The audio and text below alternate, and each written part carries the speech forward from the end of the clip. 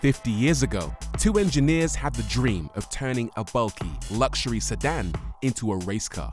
They took a saloon, a damaged Mercedes 300 SEL 6.3, reduced the weight, increased the engine displacement, and modified the suspension to create the most absurd of racing cars, the Red Pig.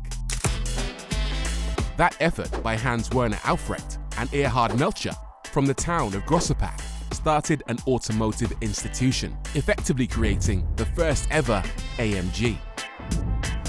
Fast forward over half a century, and that most unlikely of racing cars still lives on in the hearts and minds of petrol heads around the world, including here in California with that.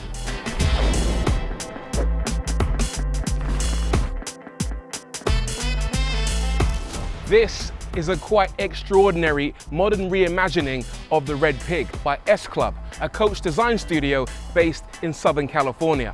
Now, I've seen previous tributes to the Red Pig, and I've got to say, this is by far the maddest of them all. S-Klub LA's take on the Red Pig starts with a request from a customer and the search for a donor car, in this case a 300 SEL, purchased from a third party that luckily had already started the process of becoming a Red Pig replica. But S-Klub would take it much further, transplanting the body of that car onto the chassis of a perfectly good W205 generation C63S. Everything on top might be old, but underneath, it's one of the greatest muscle cars in recent times.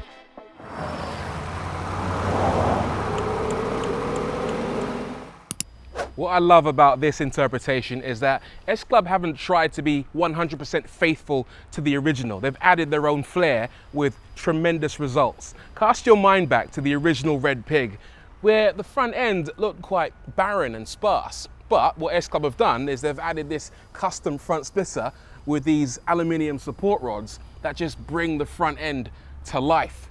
I love the little detail at the front there saying S-Klub AMG on the badging. And what I particularly love is that they've gotten rid of all the chrome that you saw on the previous Red Pig, which you found on the bonnet, on the grille, and on the window surrounds. Instead, they've actually brought it bang up to date by making everything black. All of this is powder coated on the grille and on these headlight surrounds as well. The lights themselves are modern LEDs from Dapper Lights, the red halos giving it real presence. The original Red Pig had Bosch spotlights for nighttime racing. This does too, but instead of the Bosch covers, it has piggies on the front, drawn in-house by S-Klub. I love how over-exaggerated these wheel arches are, but somehow it doesn't look out of place because of the stance of this car and how big and chunky these wheels are. The client wanted a penta wheel design, so they ended up going for VIP modular alloy wheels, and they look absolutely tremendous. I love the black detailing on the inside with the chrome around the outside. These are 245/35 ZR18s, and around the back are a set of absolutely enormous 305/35 ZR18s. And what I love about it is that a lot of the tire is really exposed, so you can see that almost semi-slick look. Around the back, it's actually quite understated, but I think that's in keeping with the original Red Pig. It's quite a lovely design. I particularly like these center exit exhausts, which look phenomenal, and the amount of carbon going on in this rear diffuser, which matches the side skirts and the front splitter. Now, some of you might be thinking, why didn't they go crazy with a huge rear wing?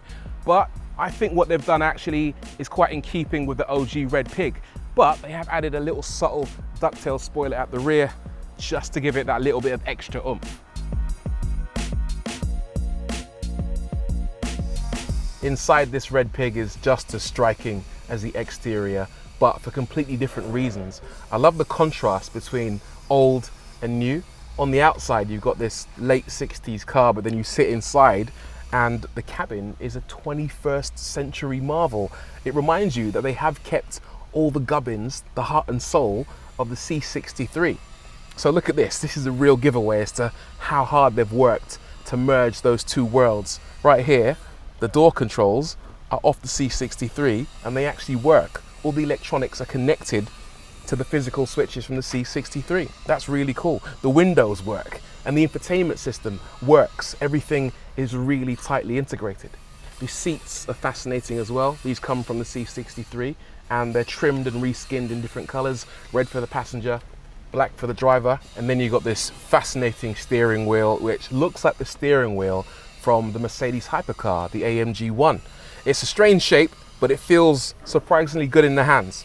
Behind me, we've got a roll cage. The original Red Pig, of course, had a roll cage. The customer who wanted this car demanded a roll cage. But what's interesting is that the car has a roll cage, but still has the rear seats.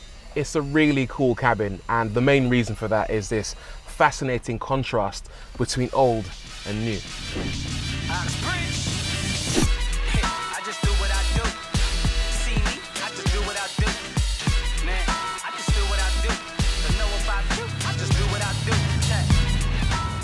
This is nuts.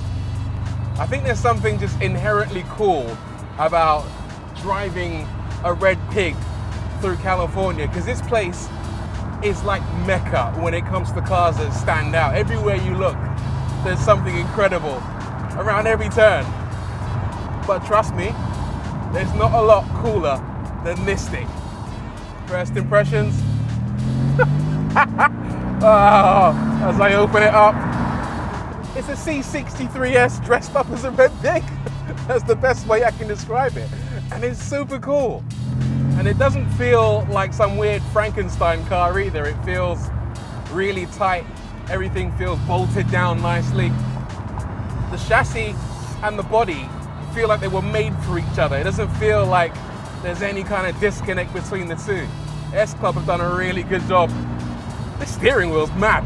It's completely the wrong shape, but somehow feels totally right.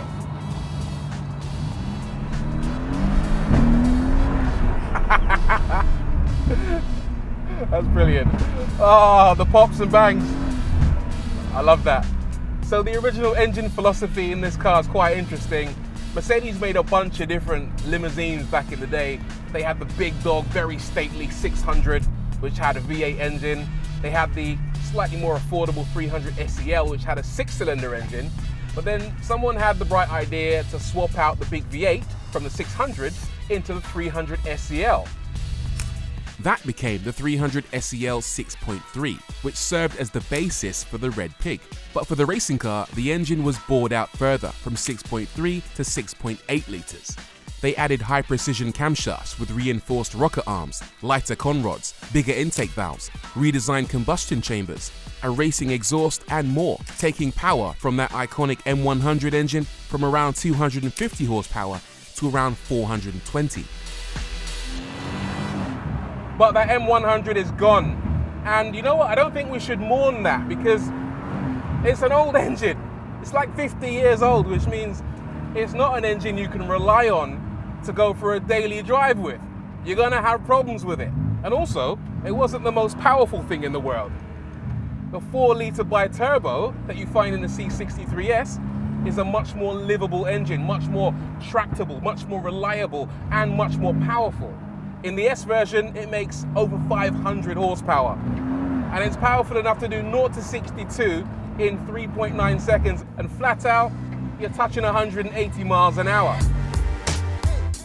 What's interesting is the weight. You might look at the 300 SEL and think, this is a bigger, heavier car. It's not. It weighed around 1,500 kilograms, while the new C63 weighs around 1,700 kilograms. So you're getting C63 performance with a lighter bodywork in the form of the 300 SEL, which means this might even be quicker than the C63.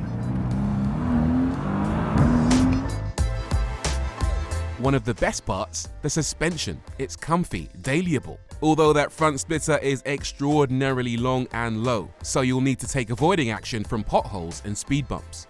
Do you know what? I think the best thing about it is that it's almost normal in a way. It doesn't feel too quirky. It doesn't feel broken. It doesn't feel like a hatchet job.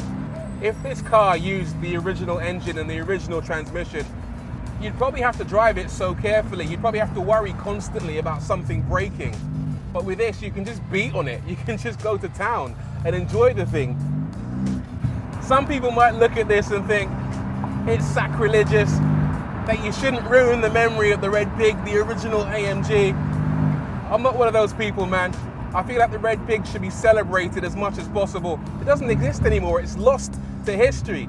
So by resurrecting it, and actually breathing new life in it, modern life that allows you to enjoy it on a daily basis, I think that's brilliant. I really do.